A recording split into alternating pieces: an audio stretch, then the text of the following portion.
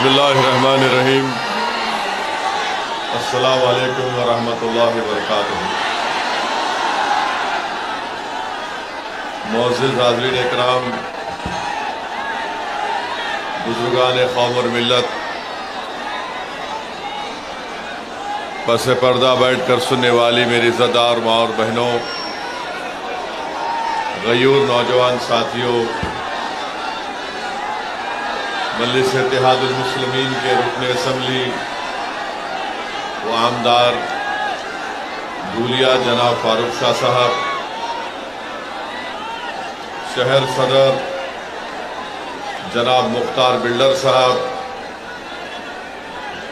ज़िले सदर जनाब नासिर पठान साहब, अज़ीज़ान मिल्लत, बुज़ुर्गान कौम और मिल्लत, उलमा इकराम, मेरे नौजवान साथियों, आप जानते हैं कि 5 साल पहले पिछले विधानसभा के चुनाव में आपका इत्तेहाद, आपकी दुआएं, नौजवानों की बेलोस मेहनतें, बुजुर्गों और उलमाए कराम की सरपरस्ती ने जनाब फारूक शाह साहब को धूलिया से आपने अपना आमदार मुंतखब करवाया और 4.5 पौने 5 साल के अरसे में आप देखते हैं कि जनाब फारूक शाह साहब ने अपनी कामयाबी के बाद धूलिया की विधानसभा में जो विकास और तरक्याती काम करवाए, धूलिया की सियासी तारीख में किसी भी आमदार ने इतने तरक्याती और विकास के काम नहीं करवाए थे जो फारूक शाह साहब ने अपने इस 5 साल की मियाद में करवाए। मेरे अजीज दोस्तों और बुजुर्गों, आप जानते हैं कि विपासना सेंटर प्रभुदा कॉलोनी में और फिर एक नाकाना रोड पर और एक महात्मा फूले नगर में 3 विपासना सेंटर जनाब फारूक शाह साहब ने ये काम मुकम्मल करवाया। इन तीनों की लागत थी 1 करोड़ 70 लाख। फिर बाबा साहिब अम्बेडकर के मुजस्समे को जो नाकाना रोड पर था उसको सही करवाया 20 लाख की लागत से। एक फाइबर डोम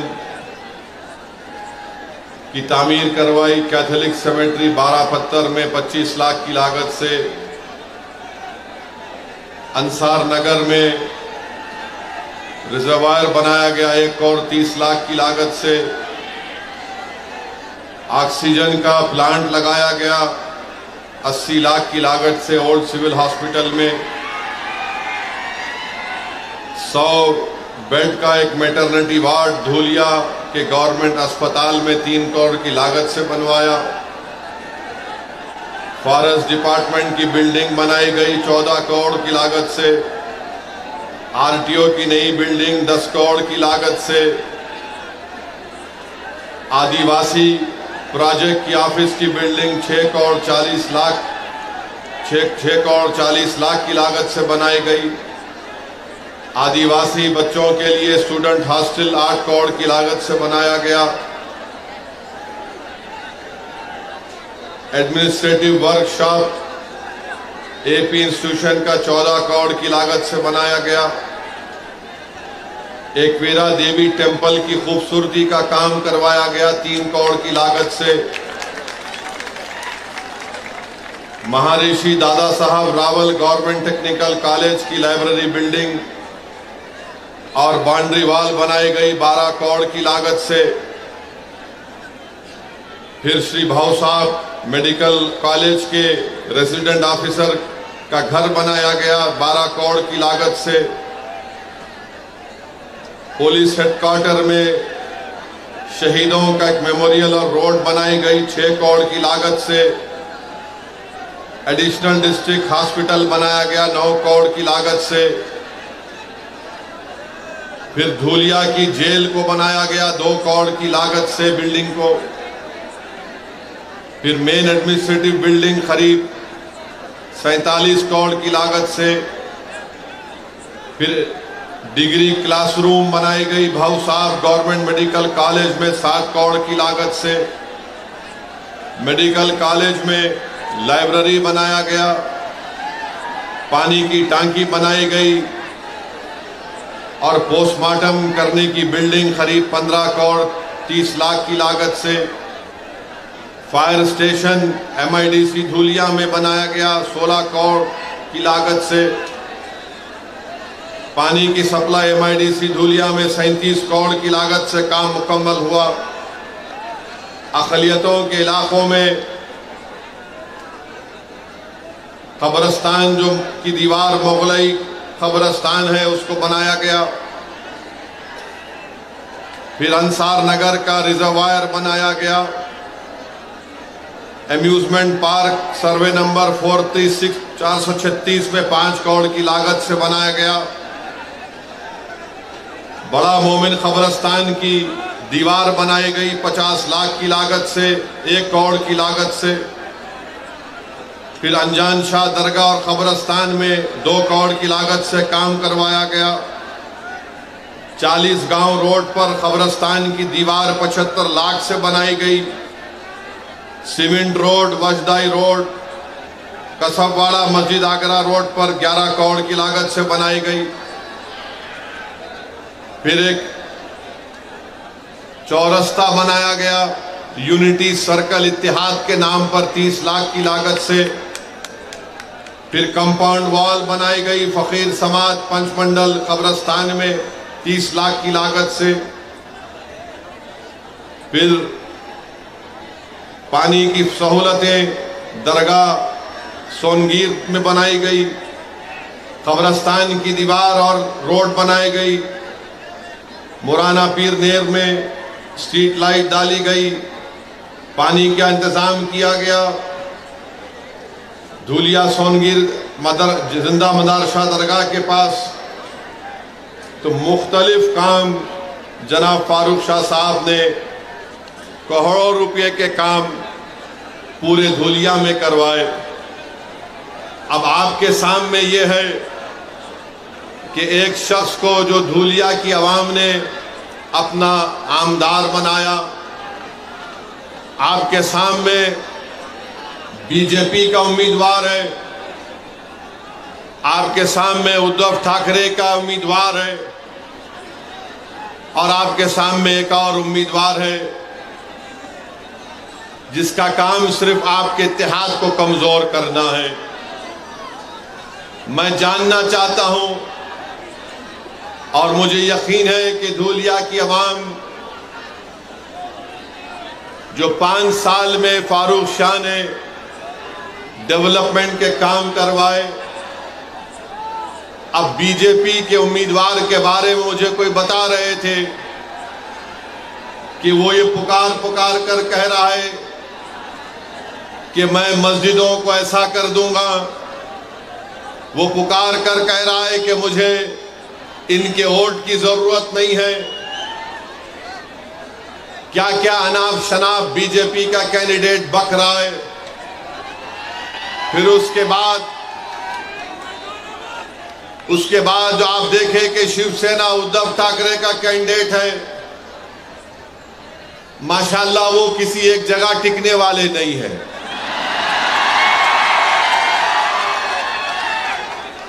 कभी कांग्रेस में भी थे वो, हाँ, राष्ट्रवादी कांग्रेस में भी थे, फिर बीजेपी में भी गए। अब उनको नजर आया कि उद्धव ठाकरे को पकड़ लूंगा, वहां पकड़ लिए। ये पहले भी 3 मरतबा 2 मरतबा के MLA थे। मैं बीजेपी और उद्धव ठाकरे की पार्टी के कैंडिडेट से हम जानना चाहते हैं कि तुम सिर्फ मुसलमानों से, सेकुलरिज्म से नफरत करते हो। बताओ धूलिया के लिए तुम्हारा क्या प्रोग्राम है? तुम धूलिया में क्या करना चाहते हो? तो दोनों के पास कोई प्रोग्राम नहीं है। दोनों यही चाहते हैं कि कुछ भी हो जाए, फारूक शाह दोबारा कामयाब ना हो।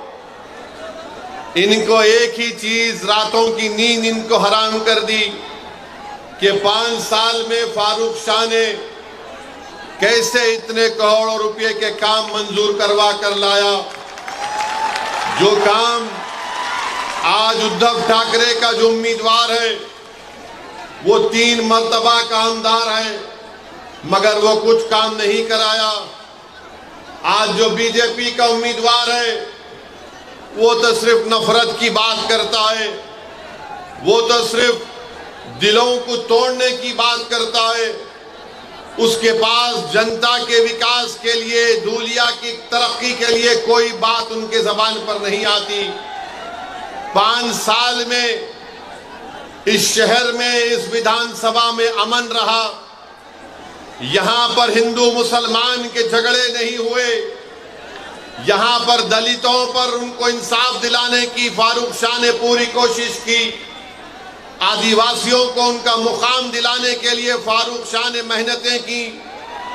धंगरों को उनका जायज मुकाम दिलाने के लिए फारूक शाह ने मेहनतें की। और हम आज भी कह रहे हैं कि महाराष्ट्र में जहां पर मुसलमानों में जो वो 13 जितनी कास्ट हैं उनको आरक्षण मिलना चाहिए, क्योंकि बॉम्बे हाई कोर्ट ने उसको मंजूर किया। हम वहीं पर कहते हैं कि हमारे मराठा भाई बहनों को भी आरक्षण मिलना चाहिए, हम उसके खिलाफ नहीं है। अब आप बताइए किस बुनियाद पर फारूक शाह की मुखालिफत करने ये लोग आ रहे हैं? मैं आपको बताना चाहूंगा मेरे अजीज दोस्तों और बुजुर्गों, फारूक शाह ने सिर्फ मुसलमानों का काम नहीं किया, फारूक शाह ने मुसलमानों का काम किया, हिंदू भाई बहनों का भी काम किया, दलितों का भी काम किया, हमारे बौद्ध मजहब के मानने वालों का काम किया, कोली बरादरी का काम किया, धंगर बरादरी का काम किया। ये काम मराठाओं के लिए फारूक शाह ने काम किया। मगर बीजेपी और शिवसेना के पास एक ही फार्मूला है, बस गाली दो तो ओवैसी को और फारूक शाह को गाली दो और उन दोनों के नाम पर वोट हासिल करो। अरे तुम कब तक मेरा नाम लेकर, तुम कब तक फारूक शाह का नाम लेकर वोट लोगे? अरे क्या तुम्हारे घर में कोई और नहीं दिख रहा हमारे सिवा तुम लोगों को? तुम्हारी पार्टी में कोई नजर नहीं आ रहा तुम लोगों को? नहीं, खाली ओवैसी को गाली दो, फारूक शाह को गाली दो, जितना गाली देना है गाली दो। मगर धूलिया की जनता ने देख लिया कि फारूक शाह ने जो काम किया वो काम धूलिया की तारीख में कोई विधायक, कोई आमदार नहीं किया था, सबका काम किया। बीजेपी आकर बोलेगी, मोदी जी बोलते हैं सबका साथ, सबका विकास, मगर आप बताइए, मैं पूछना चाहता हूं, यहां के मुख्यमंत्री शिंदे से, फडणवीस से, ये हमको बताइए कि महाराष्ट्र से ये ड्राई पार्क का प्रोजेक्ट जो 3000 करोड़ का था वो गुजरात क्यों चला गया? बताओ शिंदे साहब, ये ड्राई पार्क का प्रोजेक्ट 3000 का कैसे गुजरात चला गया? बताओ मोदी जी, जो महाराष्ट्र को आकर अब चुनाव में शुरू कर देंगे लंबा लंबा फेंकना। ये टाटा एयरबस का प्रोजेक्ट 22,000 करोड़ का वो महाराष्ट्र से चला गया। वेदांता फॉक्सकॉन का प्रोजेक्ट 1,50,000 करोड़ का महाराष्ट्र से चला गया। ये मेडिकल डेवलपमेंट पार्क जो 424 करोड़ का था वो महाराष्ट्र से चला गया। आखिर हो क्या रहा है महाराष्ट्र में? ये देश का दूसरा बड़ा प्रदेश है। यहां पर किसानों का हाल ये करके रख दिया कि आज किसान के बेटे की शादी नहीं हो पा रही है महाराष्ट्र में, और अगर वो किसान मराठा रहे तो उसको और परेशानी हो रही है। इसीलिए मराठा लड़ रहा है आरक्षण के लिए। बताओ आखिर बीजेपी ने क्या दिया है महाराष्ट्र के लिए? अब मोदी जी आकर बोलेंगे मैं यूसीसी लगा दूंगा महाराष्ट्र में। आप देखना बीजेपी आकर बोलेगी नहीं नहीं, हम महाराष्ट्र में यूनिफॉर्म सिविल कोड को लाएंगे। हम पूछना चाह रहे ये टाटा एयरबस का प्रोजेक्ट कहां गया? तो मोदी जी बोलेंगे यूसीसी ला लूंगा। जब महाराष्ट्र का मराठा पूछ रहा है, महाराष्ट्र का किसान पूछ रहा है आज हम इतने परेशान क्यों हैं, आज हम इतने गरीब क्यों हैं, मखरूज क्यों हैं, तो मोदी जी बोलेंगे भाइयों बहनों लव जिहाद हो रहा है। आप बताइए महाराष्ट्र में इतना बड़ा प्रदेश, मगर इसके बारे में बीजेपी के पास कोई प्रोग्राम नहीं है। आप देखते हैं कि महाराष्ट्र में बाबा सिद्दीकी का कत्ल कर दिया गया, गोली मारकर मुंबई में बाबा सिद्दीकी को गोली मार दी गई। क्या हो रहा है महाराष्ट्र में कि 3 बार का एमएलए बाबा सिद्दीकी उसको गोलियां मार देते हैं, 6-6 गोलियां मारते हैं। बताओ नरेंद्र मोदी, बताओ अमित शाह, बताओ शिंदे, बताओ फडणवीस, कैसे बाबा सिद्दीकी की मौत हो गई? अरे बताओ अजीत पवार, वो तो तुम्हारी पार्टी का था, तुम अपनी पार्टी के आदमी को नहीं बचा सकोगे तो तुम अपने आप को कैसे बचाओगे? नहीं नहीं, हम इतने दिन में पकड़ के दिखाएंगे। किसको पकड़े तुम? कहां है असल करने वाला? तो हर 2 दिन को मीडिया में आता पुलिस वहां गई, पुलिस यहां गई, पुलिस वहां गई। अरे क्या महाराष्ट्र की पुलिस बड़ी काबिल पुलिस है। महाराष्ट्र के पुलिस का इंटेलिजेंस नेटवर्क बहुत स्ट्रांग है, मगर क्योंकि मोदी का राज है इसलिए महाराष्ट्र की पुलिस को कमजोर करके रख दिया गया।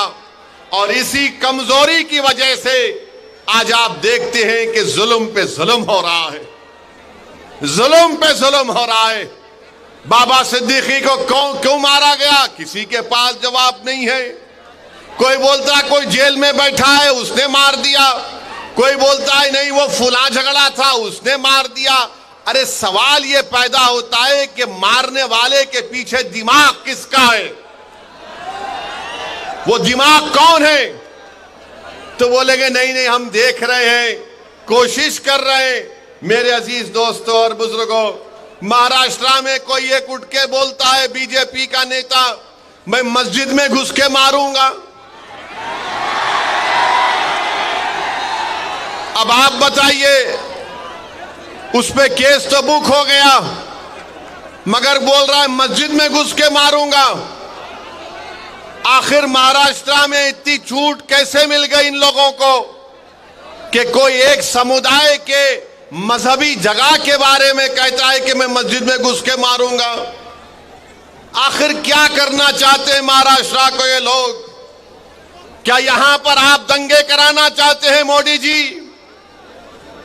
क्या करना चाहते हैं महाराष्ट्र में आप?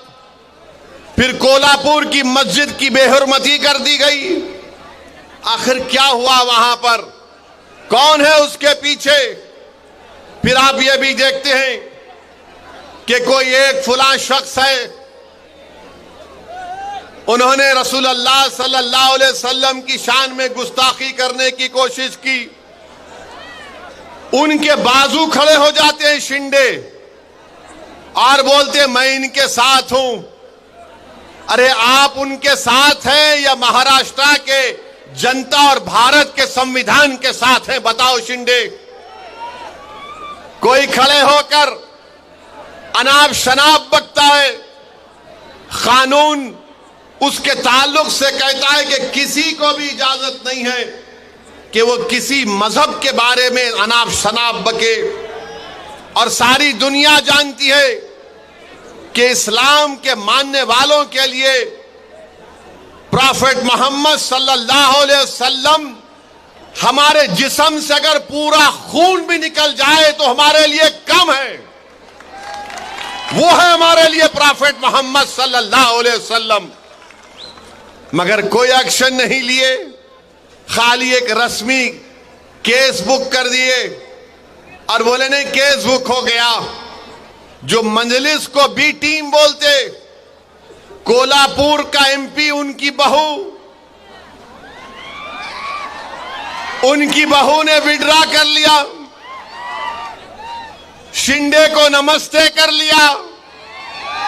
अब बी टीम कौन हुए बताओ? अब बी टीम कौन हुए बताओ आप? जिस शख्स ने रसूलुल्लाह सल्लल्लाहु अलैहि वसल्लम के खिलाफ अनाप शनाप बका, पूरे महाराष्ट्र में पूरे बड़े बड़े लोग थे ना जो अपने आप को सेक्युलर बोलते हैं, जो अपने आप को मसीहा मानते हैं, जो कहते हैं कि हम है ना तुम्हारे लिए, तुम क्यों डर रहे? मगर किसने एहतजाज बुलंद किया? कोई पार्टी आगे नहीं आई। अगर कोई आगे आया तो इम्तियाज जलील आगे आया। इम्तियाज जलील ने कहा कि हम जुलूस निकालेंगे, हम औरंगाबाद से बंबई जाएंगे। तो ये जो हमारे ओटों को तोड़ने वाले लोग हैं, जो पीछे से भी वार नहीं करते, जो सिर्फ साजिश करते हैं, वो बोले नहीं नहीं कुछ नहीं होगा, ये ऐसा ही बयान दे दिया, कुछ नहीं होगा, कोई नहीं आएगा, कहां से कोई गाड़ी लाकर आएगा, अरे ये तो मजलिस ने एक शोशा छोड़ दिया, कुछ नहीं होगा। लोग हमको भी फोन करके बोलते थे। मैंने उन नौजवानों से कहा कि जब तारीख का ऐलान हो चुका है, अब हम वापस नहीं जाने वाले हैं। बात शुरू हो गए, नहीं नहीं मजलिस दंगा कराना चाहती है, मजलिस दंगा कराएगी। हमने कहा दंगा कराने के लिए हमने कॉल नहीं किया। रसूलुल्लाह सल्लल्लाहु अलैहि वसल्लम रहमतुल लिल आलमीन है, वो रहमतुल मुस्लिमीन नहीं, वो तमाम आलम के लिए रहमत है। He is the profit of Mankind, वो रहमतुल आलमीन है। और हम रहमतुल आलमीन के नाम पर दंगा नहीं कराते, ना कभी कराए ना कभी होने देंगे इंशाअल्लाह ताला। मगर जब इम्तियाज जलील पीछे नहीं हटा, मजलिस पीछे नहीं हटी, और जब औरंगाबाद से काफिला गाड़ियों का निकला तो औरंगाबाद के पुलिस, बड़े बड़े महाराष्ट्र के पुलिस वालों ने इम्तियाज जलील को बोला कि सर क्या करना चाहते हैं आप? तो इम्तियाज जलील ने कहा कि देखो, मैं बंबई जाकर महाराष्ट्र के होम मिनिस्टर को एक मेमोरेंडम देना चाहता हूं कि जिसने ये अनाप शनाप बका उसके खिलाफ कार्रवाई हो। अगर आप मुझे औरंगाबाद में रोक देते तो अमित शाह औरंगाबाद में, मैं उनसे जाके मिलूंगा। तो पुलिस वाले बोले नहीं नहीं आप बंबई चले जाओ, क्योंकि हम एक धूलिया के शाह से तंग हैं। अगर आप भारत के होम मिनिस्टर शाह को तंग करेंगे तो हमको तंग कर देगा वो। तो हमने कहा कि धूलिया का शाह है और शाह रहेगा इंशाअल्लाह ताला। मगर अमित शाह अब महाराष्ट्र में आके चीखा मार मार के बोलेंगे, क्यों ऐसा उंगली उठा के, ऐसा उंगली उठाते। मगर जुलूस गया। मैं सलाम करता हूं आप तमाम को कि 15,000 से ज्यादा गाड़ियां थीं, हम तमाम निकले और महाराष्ट्र की तारीख में आपने एक नई तारीख रकम करवाई। जो लोग मजलिस के बारे में बोलते थे ये रोड पे निकलेंगे तो दंगा होगा, औरंगाबाद से 15,000 गाड़ियों का काफिला गया, मुंबई थाने के पास भिवंडी के पास रोका गया, वहां के कलेक्टर को नुमाइंदगी दी गई। नौजवान बड़े जज्बात में थे और इम्तियाज जलील से कह रहे थे चलो मुंबई चलो। इम्तियाज जलील ने कहा कि नहीं, हमारा मकसद ये था कि हम हमारी नुमाइंदगी, हमारा मेमोरेंडम सरकार को दें और उनको बता दें कि ये हमारा गम और गुस्सा का इजहार करने का तरीका है। हमने अपने गम और गुस्से का इजहार किया और इम्तियाज जलील अगर चाहता तो उन हजारों गाड़ियों को लेकर बंबई जा सकता था, मगर इम्तियाज जलील ने कहा कि मजलिस इत्तेहाद अल मुस्लिमीन की पॉलिसी लोगों को जज्बात में लाकर दंगा कराना है, लॉ एंड ऑर्डर का प्रॉब्लम पैदा करना नहीं है। इम्तियाज जलील अमन से सब लोगों को अपने अपने घर को वापस भिजा दिया। ये मजलिस इत्तेहाद अल मुस्लिमीन है और ये लोग हम पे गालियां देते हैं, अरे मजलिस ऐसी मजलिस वैसी। अरे वक्फ बोर्ड का बिल जब पार्लियामेंट में पेश हुआ तो कहां थे उद्धव ठाकरे के एमपी?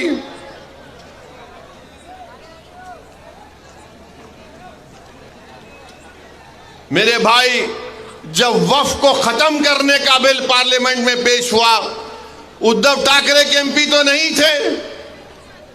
पार्लियामेंट का रिकॉर्ड निकाल कर देख लो और पूछो ये कैंडिडेट से, ये जो उद्धव ठाकरे का कैंडिडेट है इससे पूछो ये वक्फ का बिल जो पार्लियामेंट में लाया गया इसके बारे में तुम्हारी राय क्या है? वो बोलेगा नहीं बहुत अच्छा है, छीन लेना चाहिए। ये बीजेपी के उम्मीदवार से पूछो आप तेरी राय क्या है, वो बोलेगा बहुत अच्छा है, छीन लेना चाहिए। यानी दोनों की राय एक ही है।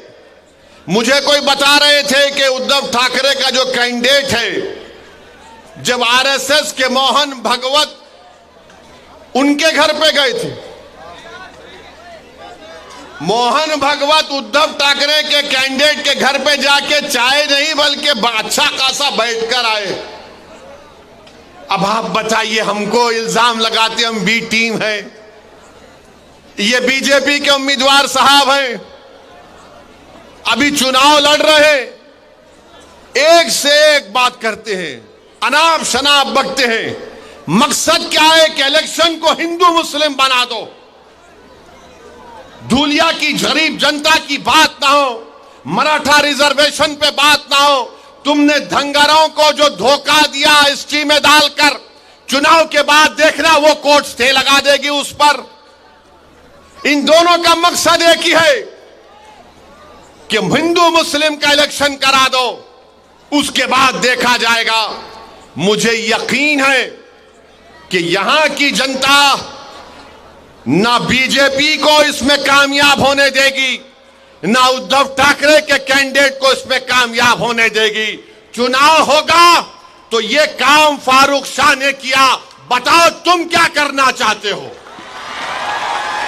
हमने ये काम किया, बताओ तुमने 3 बार तुम विधायक बने, तुमने क्या किया? और मुझे बता रहे थे कि उद्धव ठाकरे के कैंडिडेट कैसे बात करते, फारूक साहब ने बड़ा अच्छे तरीके से दिखा दिया।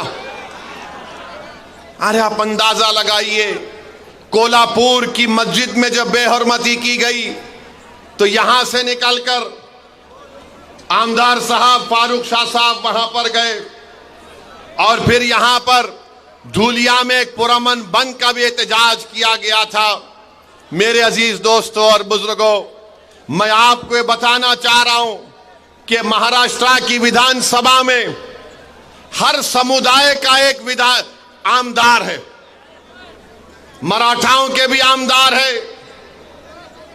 अपर कास्ट के भी आमदार हैं, हर समाज का एक आमदार है। जितनी उनकी आबादी उतना उनका हिस्सा है।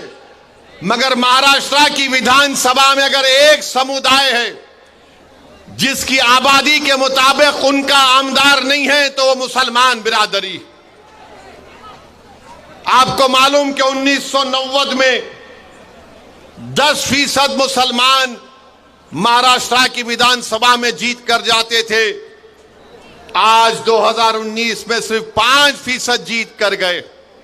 इसका जिम्मेदार कौन है बताओ? इसका जिम्मेदार वो लोग हैं जो सिर्फ हमारा वोट लेते हैं और फिर हमको भूल जाते हैं। मैं आपको धूलिया की जनता को, इन नौजवानों को, बुजुर्गों को एक पैगाम देने आया हूं कि इम्तियाज जलील 15 साल के बाद 2019 में मेंबर ऑफ पार्लियामेंट बना, खासदार बना। 2024 का चुनाव आया तो सब के सब एक हो गए। मोहब्बत की दुकान, नफरत की दुकान, तमाम दुकानदार एक हो गए और सब ने कहा कि हमने एक मुसलमान को टिकट नहीं दिया। ना मोदी ने दिया, ना उद्धव ने दिया, ना चाचा ने दिया, ना फुला ने दिया। सबकी एक ही ख्वाहिश थी कि कुछ भी हो जाओ महाराष्ट्र से, महाराष्ट्र के 11% मुसलमान का एक एमपी औरंगाबाद से जीतकर पार्लियामेंट में ना जाए। वो अपनी साजिश में कामयाब हो गए। इम्तियाज जलील को उन्होंने हरा दिया। मगर मैं सलाम करता हूं इम्तियाज जलील को। वो हार गया मगर वो मायूस नहीं हुआ। महाराष्ट्र की तारीख में कोई एमपी का इलेक्शन हारने के बाद भी जब नामूस से रिसालत का मसला आया तो इम्तियाज जलील ने कहा कि सब्ज गुंबद के मकी की गुलामी का हक अदा करने के लिए एमपी बनना जरूरी नहीं है, गुलामी का हक अदा करना पड़ेगा। मैं गुलामी का हक अदा करूंगा। मगर मैं आपको बाखबर कर रहा हूं, मैं आपको बता रहा हूं, वही साजिश धूलिया में करने जा रहे हैं।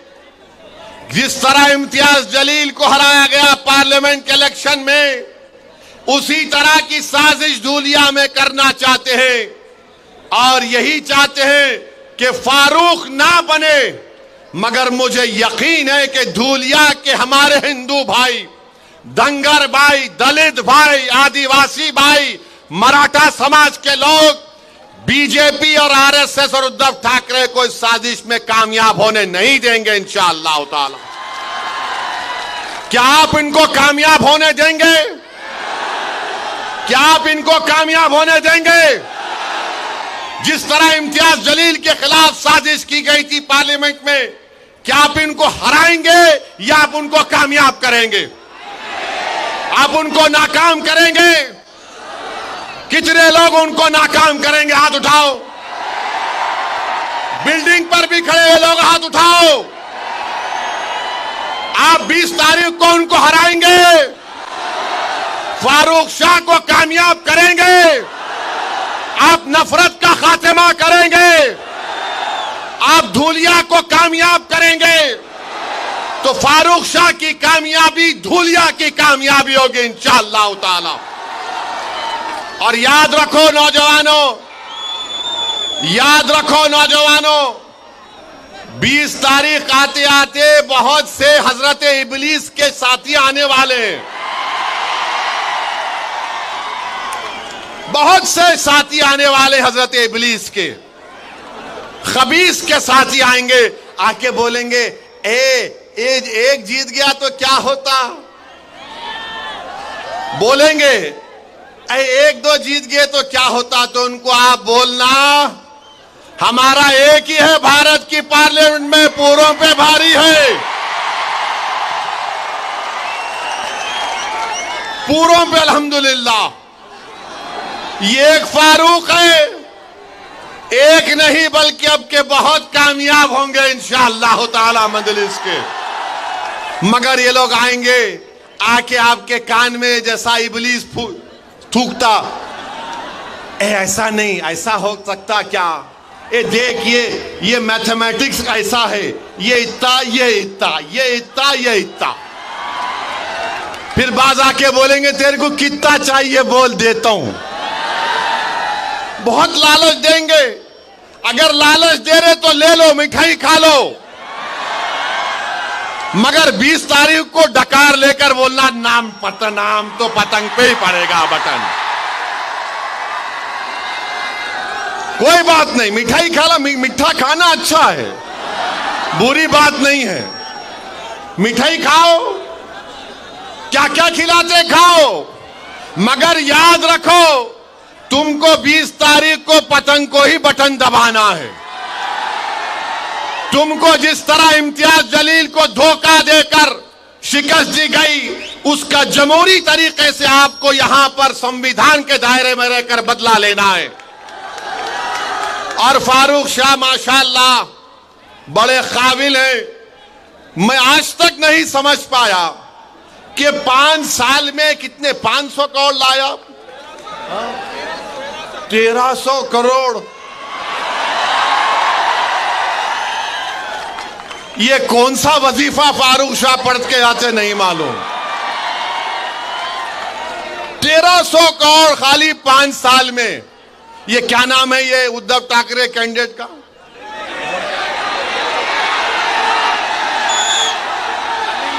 हाँ, अरे गोटे साहब,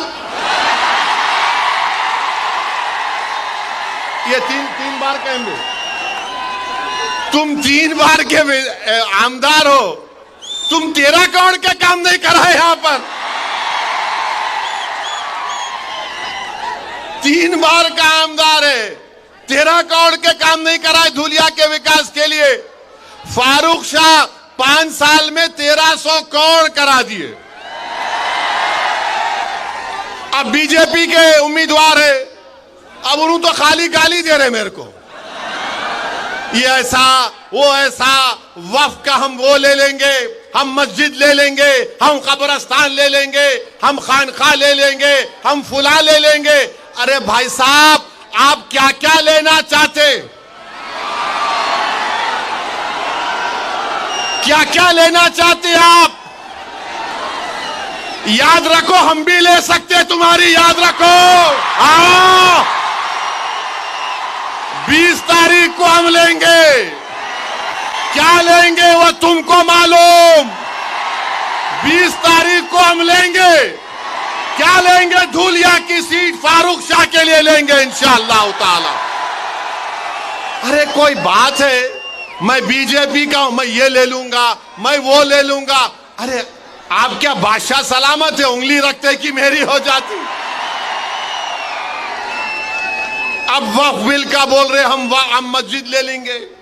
मेरे को पार्लियामेंट में बीजेपी के एमपी मिले गलती से, वक्फ बिल के बारे में मेरे को बोले ए ओवैसी। मैंने पूछा बोलो प्यारे, बोले ये क्या तुम वक्फ बिल के बारे में इतना बोलते। अरे यार, तुम जाके खेत में नमाज पढ़ते, वो तुम्हारी वक्फ हो जाती। तुम बैठ के कुरान पढ़ते, वो जगह तुम्हारी वक्फ हो जाती। मैंने बोला तुमको गलत है। तीसरा भी एक है, बोले क्या? मैं पार्लियामेंट में भी कभी कभी नमाज पढ़ जाता तो मेरी हो जाती क्या? कोई बात है? कोई बात है? बोलो आप। भाई उर्दू की एक कहावत है, दखनी कहावत है कि मामू की दुकान पे नाना की फातिहा बोलते ना। अरे जब तक मेरी प्रॉपर्टी नहीं रही मैं वक्फ कैसे करूंगा? मगर मोदी जी एक फैला दिए, बोलो वक्फ करो, सब। नहीं, भारत सरकार में इंडियन आर्मी के बाद सबसे ज्यादा जायदादें वक्फ बोर्ड के पास है। मोदी जी आप एक काम करना मेरा, और ये जो बीजेपी का कैंडिडेट है उसको भी बोल रहा हूं मैं, मुंबई में एक बहुत दुनिया के अमीर तरीन आदमी का बहुत लंबा घर है, बहुत बड़ा घर है ना, वो वक्फ का दिला दो ना हमको। कोई नहीं बोलेंगे, नहीं उसके बारे में नहीं बोले। अरे क्यों नहीं बोलते? वो यतीम खाने के ऊपर जो दुनिया का अमीर तरीन आदमी है, यतीम खाने के ऊपर अपना घर बना लिया। मोदी जी, आप यतीम खाने के घर में, उस शख्स के घर में शादी की मुबारकबाद देने गए। मोदी जी, क्या आपको तकलीफ नहीं हुई? यतीमों के जगह पर जिसने अपना घर बना लिया, आप वहां पर चले गए। जो यतीम खाना था आगा खानी लोगों का, वहां पर उसने अपना महल तामीर कर लिया। और यहां पर बीजेपी के कैंडिडेट बोल रहे, मैं ये ले लूंगा, मैं वो ले लूंगा। अरे बाबू, तू क्या क्या लेगा बता दे। एयरपोर्ट तेरा, माने इनका माने दे दिए, पोर्ट तेरा, रोड तेरी, सब तेरी। अब तो ऐसा लग रहा है कि बीजेपी वाले बोलेंगे, बेटा तेरे को सांस लेना है तो टैक्स दे दे। नफरत, सिर्फ नफरत इनके पास, और कुछ भी नहीं है। दिखाने के लिए कुछ भी नहीं है बीजेपी के पास। नौजवान परेशान है, रोजगार नहीं है, तो नौजवानों को बोल दिए तुम लव जिहाद पे लग जाओ। नौजवान भूखा है तो बोले तू गाय की रक्षा के लिए तू कुछ भी कर ले। मैं पूछना चाह रहा हूं, 10 साल में बीजेपी ने देश को क्या दिया? इस देश के गरीब नौजवानों को क्या दिया?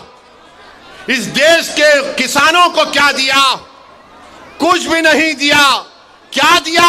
नफरत करो मुसलमानों से, नफरत करो, डर दिखाओ मुसलमानों का, मुस्लिम अकलियत का। अरे संविधान में तो सब बराबर है नरेंद्र मोदी, मगर आप नफरत पैदा करके महाराष्ट्र में वोट हासिल करना चाहते हैं। दिखाने के लिए कुछ भी नहीं है, कुछ भी नहीं है दिखाने के लिए। और मेरे अजीज दोस्तों और बुजुर्गों, मैं आपको आखिर में एक बात बोलना चाहूंगा कि धूलिया का जो पार्लियामेंट का इलेक्शन हुआ था, धूलिया का जो पार्लियामेंट का इलेक्शन हुआ था, आपने किसको वोट दिया था भाई? ताई को वोट दिया था ना, आपने दिया था ना? शर्माना नहीं, दिए तो सर सीना मार के बोलना, दिए थे ना। उन्होंने कैसा जीते, कैसा जीते उन्होंने? किसके, अच्छा और फिर ऐसा पूछ दो, किसकी वोट की वजह से जीते? किसकी वोट की वजह से जीते? अरे नाम लेके बोलो, किसके वोट की वजह से जीते?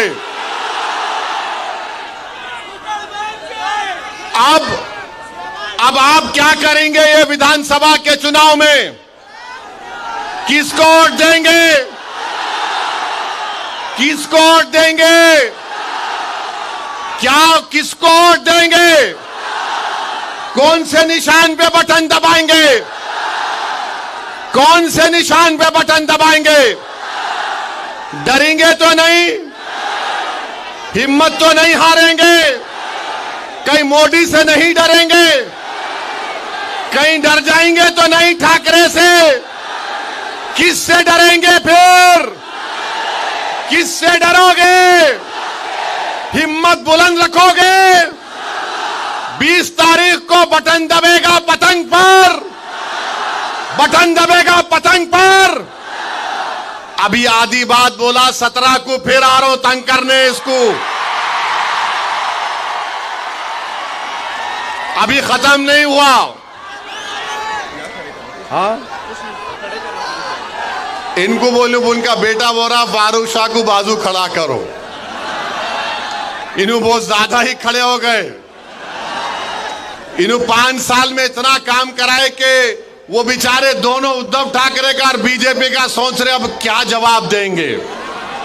मगर मेरे भाई, आपसे मेरी गुजारिश है, माँ और बहनों से गुजारिश है कि अगर आप अपना एक एक वोट का सही इस्तेमाल करेंगे तो धूलिया की कामयाबी होगी। ये फारूक शाह की कामयाबी नहीं, धूलिया की कामयाबी के लिए, धूलिया के अमन को मजबूत करने के लिए, धूलिया के भाईचारगी को मजबूत करने के लिए मेरी आप तमाम से अपील है कि फारूक शाह को आप अपना आमदार दोबारा बनाइए। आप बनाएंगे ना इंशाअल्लाह ताला? इस शेर को कामयाब करिए आप। मैं आपको बता रहा हूं, महाराष्ट्र में कोई हुकूमत नहीं बनाएगा जब तक फारूक शाह उसका साथ नहीं देगा। इंशाअल्लाह ताला कोई हुकूमत नहीं बनाएगा। आप अब की बार और ज्यादा काम धूलिया में होगा। इंशाअल्लाह 17 तारीख को आपसे मुलाकात होगी। मेरे साथ नारा लगाइए, 20 तारीख के दिन पतंग को वोट दो, पतंग को, पतंग को, पतंग को, पतंग को। धूलिया जिंदाबाद, धूलिया जिंदाबाद, नफरत मुर्दाबाद, मोहब्बत जिंदाबाद। जोर से बोलो, मोहब्बत जिंदाबाद। अस्सलाम वालेकुम।